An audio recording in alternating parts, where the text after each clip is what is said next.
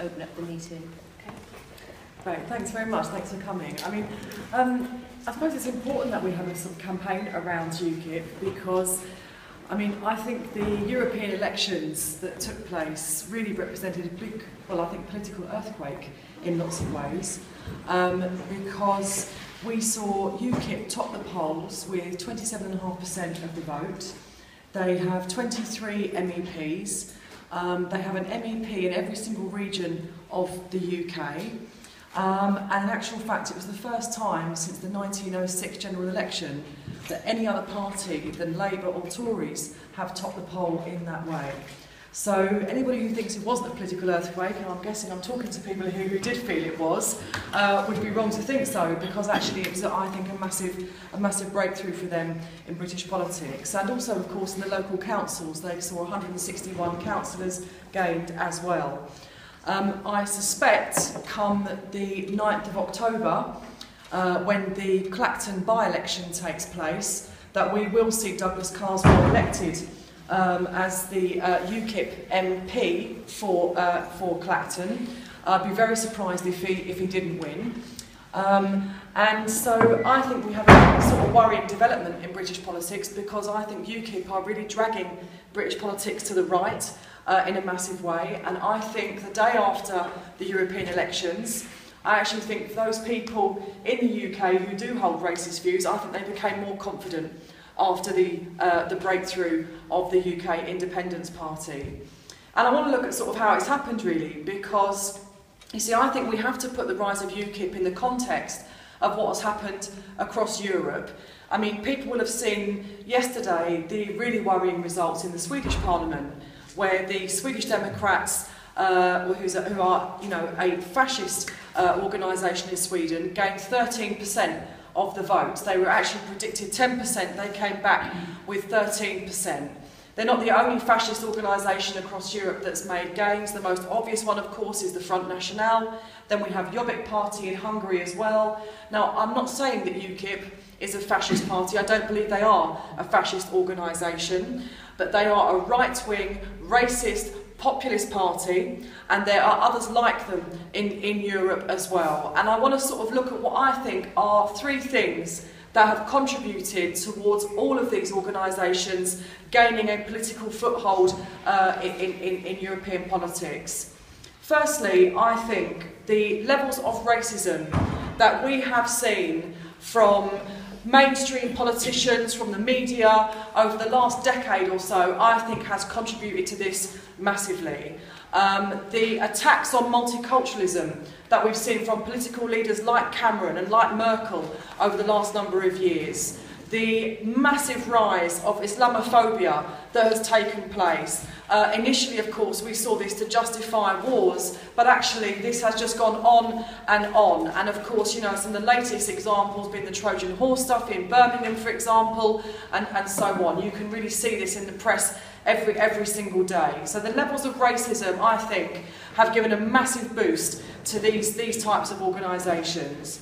Secondly, I think the economic crisis has also given them a boost as well, because the way in which austerity has been inflicted on ordinary working people across Europe, I think, has really caused big divisions inside of society. And it has also meant that for politicians who are bringing in massive cuts and who are really, if you think about it, you know, not one of us was responsible for anything to do with that financial crisis.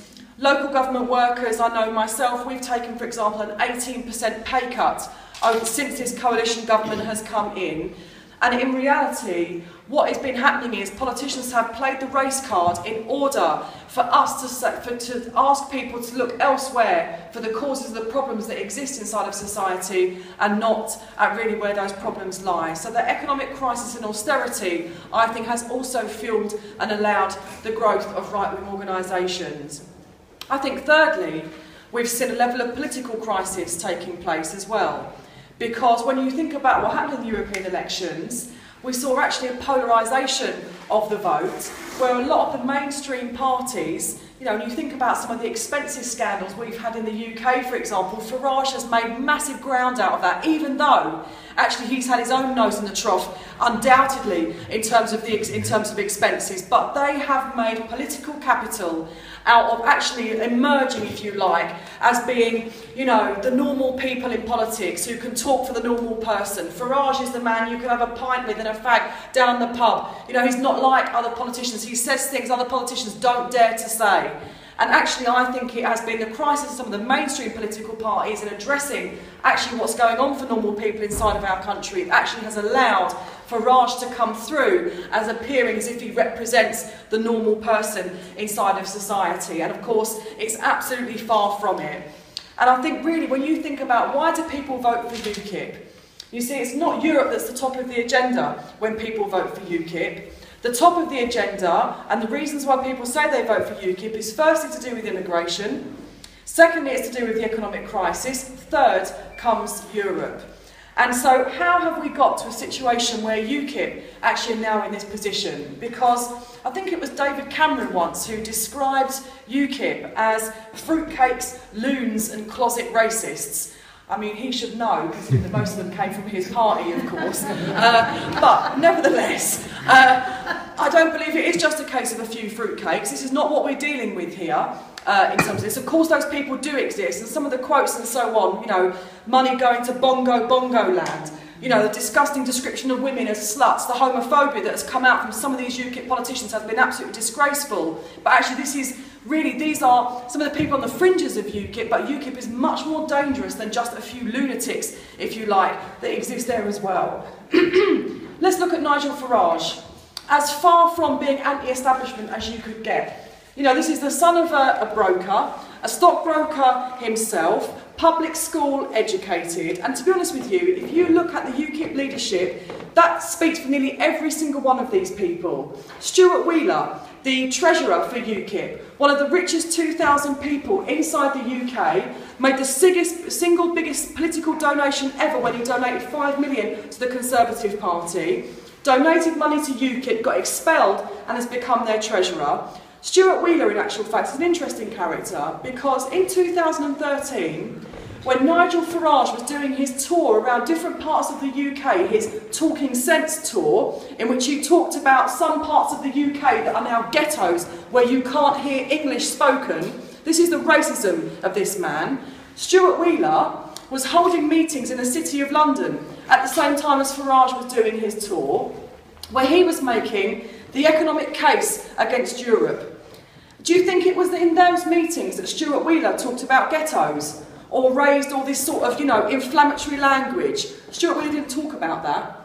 Stuart Wheeler talked about the interests of a section of British business that lay outside of Europe, those who want to trade with America and Southeast Asia and so on, those who don't want to be restricted by the labour laws that are put in place inside the European Union.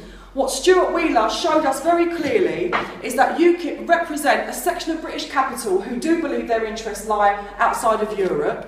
And actually, when you think where they came from, when the Maastricht Treaty was signed in 1990, the treaty that brought us greater union with inside of Europe, not only did you see a split inside the Tory party, and of course there's always been these little Englanders, isn't there, inside the Tory party and so on, who then gone and defected to UKIP, but not only did you see that, but you actually saw, really, again, and what you've seen grow since that point, are, again, sections of capital who don't believe that actually the European Union is the best place for them. And therefore, what we have is their currency to ordinary people is populism and racism, but what they represent is something much more serious inside of British society and something that means that they are not going to go away quickly. And their strategy, I think, is worth looking at, because Farage, actually really boosted by the European elections. Farage would like to see, if you like, a handful of MPs, is what he said before the general election. I suspect he's aiming for more now. They have 12 target seats, but actually after Carswell's defected, and if he wins the Clapton by-election, which I believe he will, I think you will start to see possibly more defections from the Tory party. They are targeting people. They're not just targeting Tories, by the way, they're targeting Labour MPs they want to come across as well. But he believes that Labour will win the next general election, that people will get fed up with Labour and it will be UKIP that will be waiting in the wings. They have a long-term strategy of where they want to get to, and it's important that we know that. Because the impact that they have had so far is that they have pulled the agenda to the right, because look at the way they talk about immigration. What do the Tories do? They run to catch up. Let's see if we can match UKIP on their language, on their anti-immigrant stuff. Look at the way in which the UK border agency has been going around doing raids, and the Home Office doing raids around for immigrants, around businesses and so on. I don't know if you had that here, but certainly in London that's been the case. The ratcheting up of racism. So the UKIP have pulled the Tories. Then what do we see? Unbelievably as well, actually, we see then Ed Miliband actually trying to join in. Sadiq Khan, after the MEPs, after the European elections result, apologising for Labour's policies on immigration. Now, I can think of a lot of mistakes that Labour would have made and that I would have liked to have seen done differently. But I'll tell you what, immigration, multiculturalism, this is not one of them that I would say has been Labour's mistake in any way, shape or form.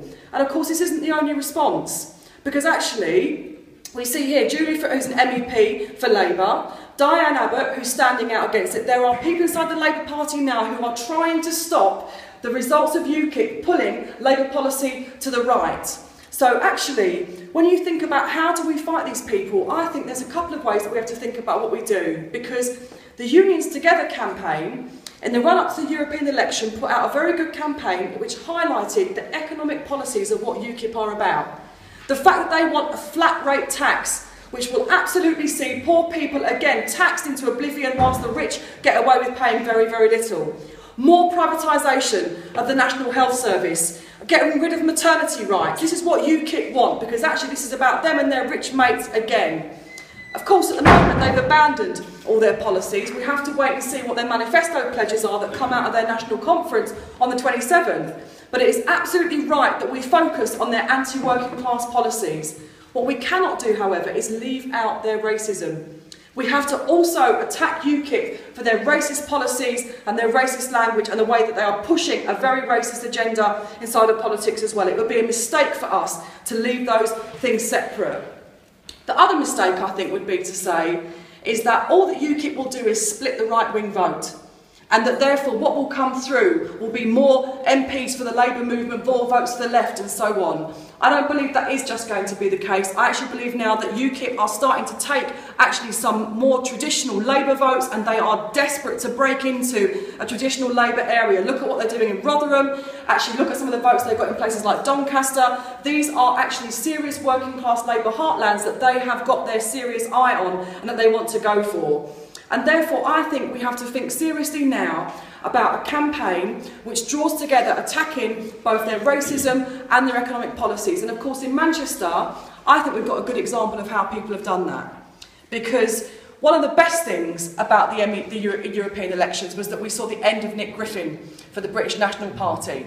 And of course, I'm not saying that UKIP are fascist, but actually, when you think about how anti-fascists in Manchester and the North West had to take on the BNP and the EDL, we had to use different tactics at different times. And this is what we're going to have to do with UKIP. We're in this for the long haul. You know, we're talking about getting information out there, educating people, showing people what UKIP really, really stand for. And also, I think, you know, we've called a national demonstration at the UKIP National Conference in Doncaster on the 27th of September.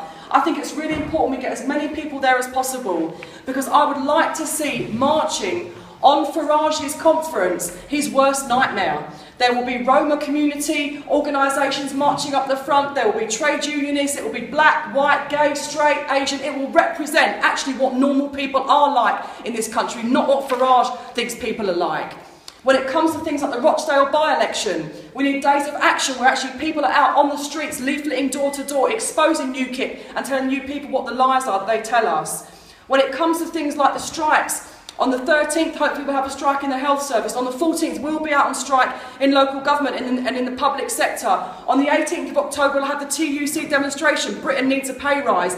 These are also things that we have to really fight for, because actually UKIP have got nothing to say to people like us and to trade unionists about what we're fighting for. In other words, I think we have to go for a really grassroots campaign, and especially amongst young people. Young people, it's the lowest following for UKIP amongst young people in the UK. So at the colleges, it's important that we're at the colleges talking to young people about UKIP, about what they're doing. I think if we pull all those things together and have a united campaign, I actually believe that we can actually start to build the sort of campaign which we can put a dent in Farage now, but in the long run, actually I think we can really challenge him and actually push his racist politics into the dustbin of history where it belongs.